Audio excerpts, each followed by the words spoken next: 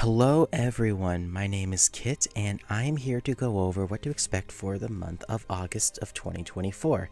We are going from a sleepy July to an action-packed August and it's going to be very interesting.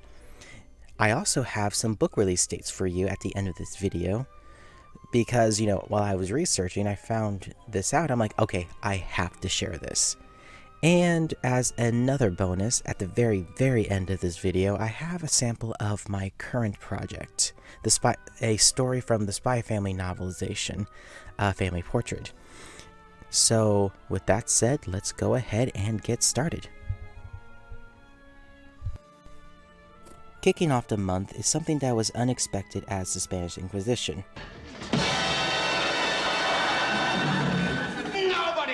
The Spanish Inquisition!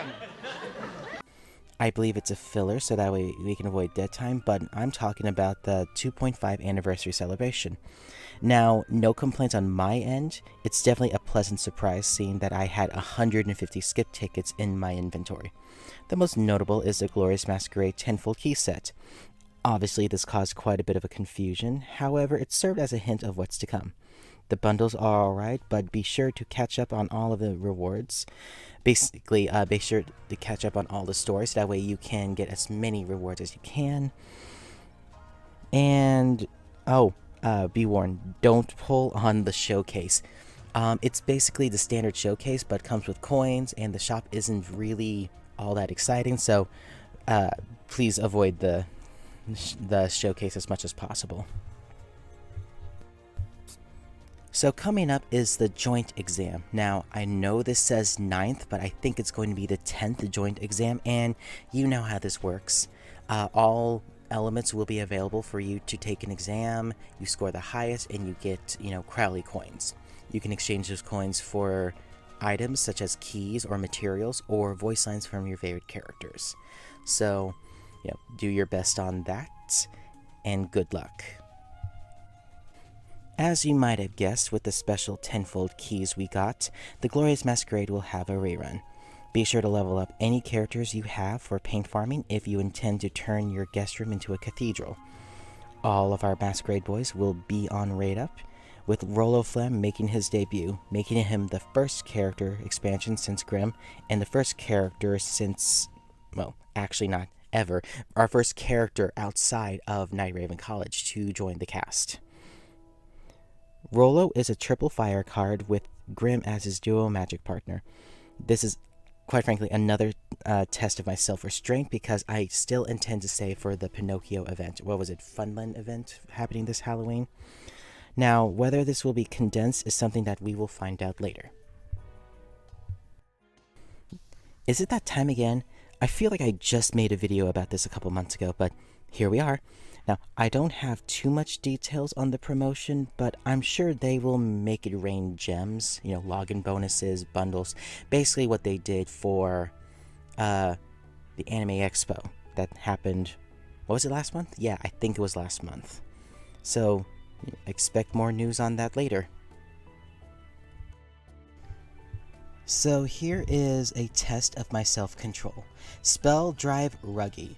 The first of the Spell Drive cards that I'm sure we'll get in the coming months. Ruggy will have the following spells: Fire with Curse Immunity and Power Drain, Cosmic with Duo Magic with Leona, and Flora with Damage Cut and Tiny HP Regen at max level. I'd say go for it if you really want him, but I'm saving for Halloween. As customary, birthdays must be gone over. Ortho will get his birthday bloom debut on the 14th. Riddle fans rejoice, for on the 24th, Riddle will have his time to shine on his birthday bloom, which will make his debut on that date. Both will have their previous birthday cards on raid up. We're talking the Birthday Boy and Birthday Jackets. Now, once again, if you log in on those days and on those days only, you will get a 10-fold key set, so nothing new there. But I'm happy it's another double birthday month because I need to save up.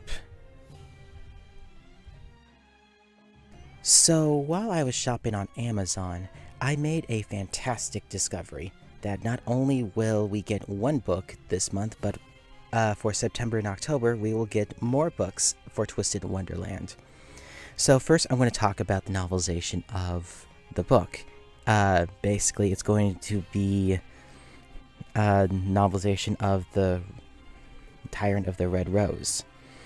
Scheduled to drop on August 27th, you can pre-order now on Amazon for $17.99 or Crunchyroll for $14.39.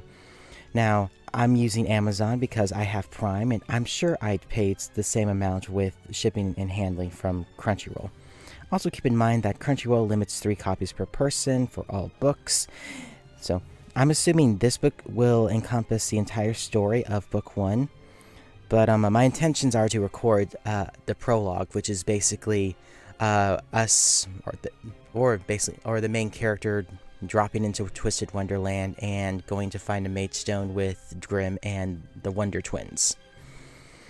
But I'm not sure now, but we will definitely see. Next, we will have the anthology manga, Volume 1, dropping on September 10th. Pre-orders are open now on Amazon for $13.99 and Crunchyroll for $11.99. I remember reading this online, so it's definitely worth it, and if you don't want to pre-order it, you can just probably go to your local bookseller like Barnes & Noble. And lastly, the official art book will be released on October 22nd. It's the perfect gift for Halloween to yourself. I know it will be for me. On Amazon, the book will cost you about $30, while Crunchyroll will offer it for $24. For those of you wondering, here's some samples on what the art would look like on the inside. Honestly, I can't wait for this book because it looks so cool, and there are actual words. I bought the Final Fantasy XVI art book, and while I love it, I wish they provided descriptions and more information on what I'm actually seeing, like what inspired them and all that jazz. But I'm excited for this. And that concludes the news section of this video. Are you guys going to try and get the Masquerade boys this time around? Or are you going to save up your gems for the Pinocchio Funland event? Let me know. Please stay tuned for the preview of my next project, and I will see you very, very soon.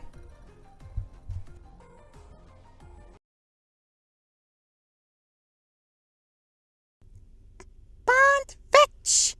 Worf! Anya, Bond, stay where we can see you. From underneath the clear blue sky, Yor called after Anya and Bond as she placed homemade sandwiches, fruit salad, and freshly baked cookies atop a large picnic basket. She and Lloyd watched their adorable daughter, Anya, and their dog play with the flying disc. Don't worry, Yor. I'll keep an eye on them. Lloyd Forager, aka Twilight, surveyed the scene with a satisfied smile. Absolutely perfect, he thought. They looked like the quintessential happy family. Who could possibly see this and suspect that they were anything but? Even the tiniest hint of doubt can be enough to get a spy captured or killed. That was why it was so important to periodically arrange these moments of harmonious family life and display them to the world.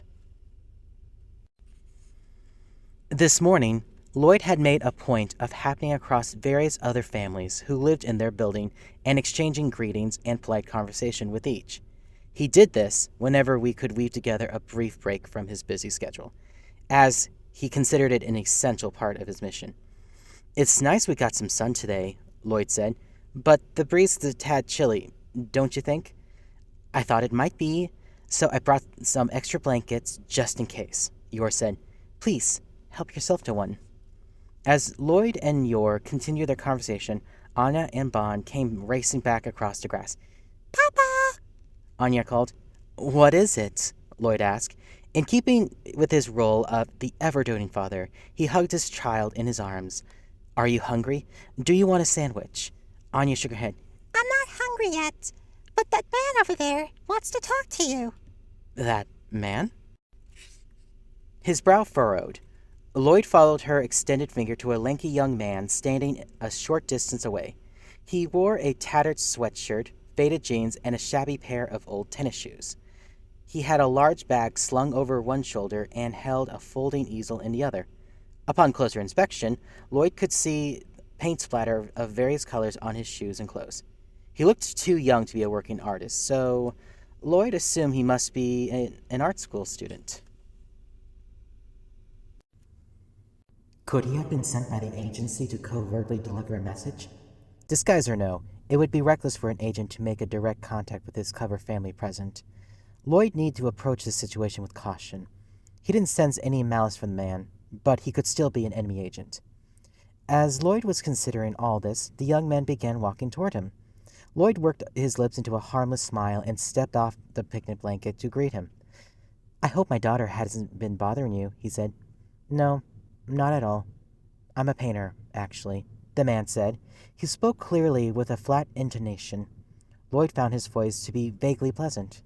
"Lately, though, I've had a hard time figuring out what I want to paint. It's clear that there's something in my work missing, but I just don't know what. I'm in what you might call a slump. I couldn't think of anything to paint today either, and I was about to go home when it finally hit me." The young man nodded humbly in Lloyd's direction. "Please, will you allow me to paint you?" "You want to paint me?" Lloyd asked, making an innocently surprised expression. Inwardly, however, he was eyeing the man suspiciously. What is this really? He wondered. Was this man an enemy agent after all? And if so, what was the purpose of this ruse? Lloyd could detect no hint of deception in the man's words.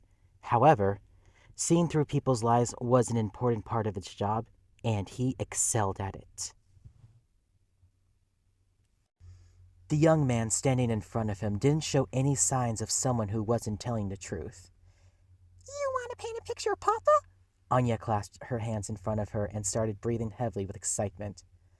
The man shook his head, revealing streaks of dried oiled paint mixed in with his black hair. Lloyd caught the smell of turpentine wafting off of him as well. "I was actually hoping to paint your whole family, not just your father." Even Bond? Anya asked.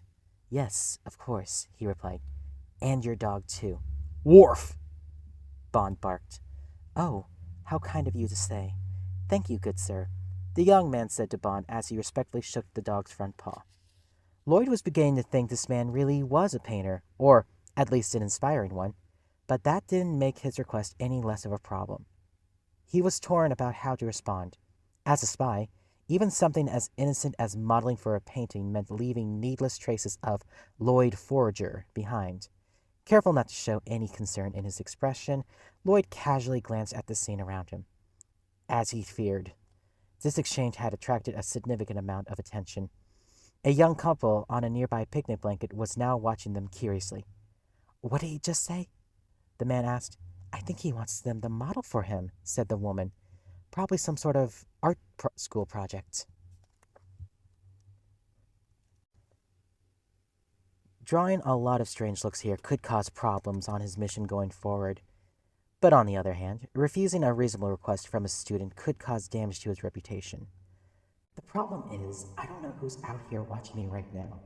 If this were to be seen by some of the gossips in our building..." Lloyd could easily imagine how they'd react. Did you hear about the forgers? Some poor art student asked them to model for him and they turned him down flat. Oh, they seem so nice, but I guess they're cold at heart. They should have just let the poor lad paint them. It wouldn't have cost them anything. Maybe there's some sort of reason they didn't want to be painted. Would a proper, ordinary family be expected to help a young student like this? No, because after all, today was his day off. He could refuse on the grounds that they want to spend the time together as a family. Lloyd quickly finished making his mental calculations. "I'm sorry, but I've been so busy at work lately, and I was really looking forward to spending this time together as a family." But midway through his well-reasoned excuse, Anya let out a loud gasp.